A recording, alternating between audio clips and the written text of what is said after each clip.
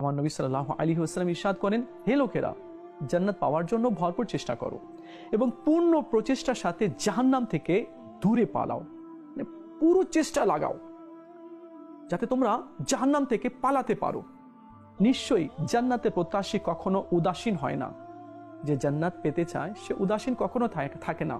না ফজর তার মিস হয়, না জোহর না আসর, না মাগরিব না এশা, না গুনাহের দিকে সে অগ্রসর হয়। বরং যে জান্নাতের প্রত্যাশী সে কখনো উদাসীন থাকে না। সে সব সময় আল্লাহকে পাওয়া আর ইবাদতের মধ্যেই নিজেকে নিয়োজিত রাখে। নিশ্চয়ই জাহান্নাম থেকে পলায়নকারী কখনো ঘুমিয়ে থাকে না। আমি জাহান্নাম থেকে বাঁচতে চাই, আর কি আমি ঘুমিয়ে থাকব? না, আমাকে জাহান্নাম থেকে বাঁচার মতো কাজ করতে হবে। নিশ্চয়ই আখিরাত অপছন্দনীয় কাজে ভরপুর, অর্থাৎ আখিরাতে সফলতার জন্য নফসের কুপ্রবৃত্তিকে ত্যাগ করতে হবে।